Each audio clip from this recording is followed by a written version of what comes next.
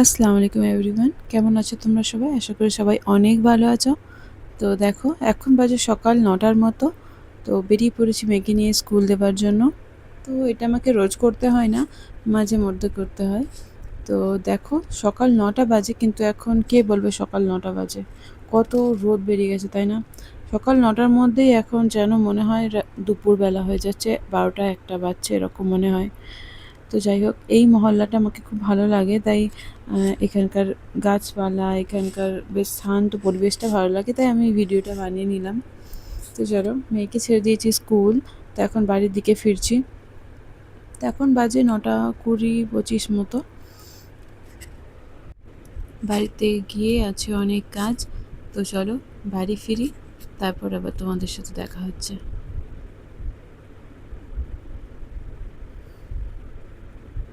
দেখো, আমি বাড়িতে এসে গেছি। বাড়িতে এসে গিয়ে আমি আগে মেশিনটা অন করে দিলাম, জামা কাপড়গুলো কাচতে থাকুক, তারপর আমি অন্য কাজ করব। তো তারপরে আমি গিয়েছিলাম ছাদে, আমাদের যেটুকুনি যে কয়টা গাছ আছে তাদেরকে পানি দিতে, কেন কি দেখতেই পাচ্ছ মাটিগুলো শুকিয়ে যাচ্ছে। তো এখন রোদের তাপ এত বেশি হওয়ার জন্য না, গাছগুলোকে দুবেলাতেই পানি দিতে হচ্ছে, না হলে একদম শুকিয়ে যাচ্ছে মাটি। তো গাছগুলোও অনেক সময় শুকিয়ে যাচ্ছে, কি আর করা যায়, এরকমভাবেই দুবেলা পানি দিয়ে গাছগুলোকে বাঁচিয়ে রাখতে হবে যতক্ষণ না আকাশের বৃষ্টি হচ্ছে আর কি। তো কয়েকটা গাছকে আমি এদিকে করে দিয়েছি ছাদের উপর। তো কেননা একদম রোদ পাচ্ছিল সারা দিনের, তো তাই বিকেল অবধি না এরা শুকিয়ে যাচ্ছিলো।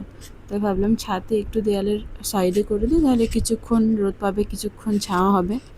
তো দেখো, গাছগুলোকে একদম পানি দিয়ে আমি ধুয়ে দিয়েছি, যেন মনে হচ্ছে বৃষ্টি হয়েছে, তাই না? তো এত বেশ ভালো লাগে এই সময়টা, পুরো গাছগুলোকে ধুয়ে দিলে না, ওরা যেন মনে হয় যেন প্রাণ ফিরে পায়, এত সবুজ ভরা লাগে। তো একদম বৃষ্টির মতো স্নানও করিয়ে দিয়েছি আমি গাছগুলোকে। তো এবার দেখো, আমি সারাদিন আর ভিডিও করতে পারিনি কোনো কারণে, তাই একদম বিকেলবেলা ভিডিও করছি। তো দেখো, বিকেলবেলাতে আমার রান্না করবার ছিল, তাই গ্যাসটা প্রথমে পরিষ্কার করে নিচ্ছি। তো গ্যাসটা আমি মাঝে মধ্যে এরকমভাবে ধুই, মাঝে মধ্যে বলতে রান্না হয়ে গেলেই যদি দেখি বেশি তেল চিটে হয়ে গেছে, তো না মুছে আমি একদম এরমভাবে ধুয়ে দিই, তো তেল চিটেটা একদম পরিষ্কার হয়ে যায়। তো নিজেকেও ভালো লাগে এরকমভাবে পরিষ্কার পরিচ্ছন্ন গ্যাস টেবিল বা গ্যাস থাকলে, তাহলে রান্না করতে বেশ ভালো লাগে, তাই এরকমভাবে ধুয়ে দিলাম।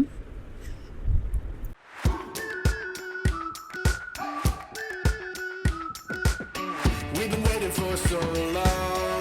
We've been waiting for this time to begin. We ain't getting any older. I kind of feel a little young. আজ আমি রাতের খাবারে বানাচ্ছি আলুর পরোটা, একদম সিম্পল ওয়েতে। তো দেখো, প্রথমে আমি জিরের ফোড়ন দিয়ে দিয়েছি তেলে, তারপরে দিয়ে দিলাম পেঁয়াজ। তো পেঁয়াজটা নরম হয়ে গেলে তো সব রকম মশলা দিয়ে দেবো, যে মশলাগুলো যায় আর কি।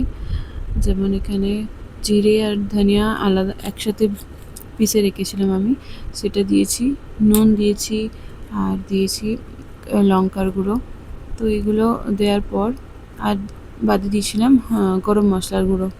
তো এগুলো দিয়ে ভালো করে একটু কষিয়ে নিয়ে তার মধ্যে আলু সেদ্ধটা দিয়ে দিয়েছিলাম। তো এরকম সিম্পল ওয়েতেই আমি বানিয়েছিলাম, কোনো বেশি কিছু করিনি। ভালোই খেতে হয়েছিল, এমন কিছু খারাপ না। তো যাই হোক, গরমকালে এটা মনে হয় প্রথমবার বানালাম। গরমেতে সেরকমভাবে পরাঠাগুলো খাওয়া হয় না, শীতকালে বেশি এসব বানানো হয় আর কি। তো দেখো, তো আমি রেখেছিলাম, যেহেতু পরাঠাটা একটু ভারী হয়ে যাচ্ছে, তার জন্য একটু পরাঠাটা খেয়েছিলাম দই দিয়ে। তো আচার দিয়েও ভালো লাগে, তো আমরা খেয়েছিলাম দই দিয়ে। আর এখানে হচ্ছে সেও হচ্ছে একদম বেস্ট, সব কিছুর সাথে যায়। তো আমরা সেওটাও ট্রাই করেছিলাম, এর সাথে ভালোই লেগেছিল। নতুন নতুন যখন আমি রান্না করতাম, তখন এই স্টাফড পরাঠাগুলো আমার দ্বারা একদম হতো না, বেলতে গেলেই ফেটে যেত। তো তখন সত্যি একদম ভালো লাগতো না, মনে হতো ওই সব জিনিস খেয়ে বানানো শেখালো। তো যাই হোক, এখন মনে হয় না আমিও পারি। তো যাই হোক, ভিডিওটা তোমাদের কেমন লাগলো অবশ্যই জানিও। ভিডিওটা ভালো লাগলে লাইক কমেন্ট শেয়ার করো। ভিডিওতে নতুন হলে অবশ্যই চ্যানেলটিকে সাবস্ক্রাইব করো, আর কমেন্ট করে অবশ্যই জানিও কেমন লাগলো ভিডিওটা। তো আজকে ভিডিওটা এই অবধি। ভিডিওটা ভালো লাগলে অবশ্যই লাইক করো, আর আজ ভিডিওটা এই অবধি। টাটা।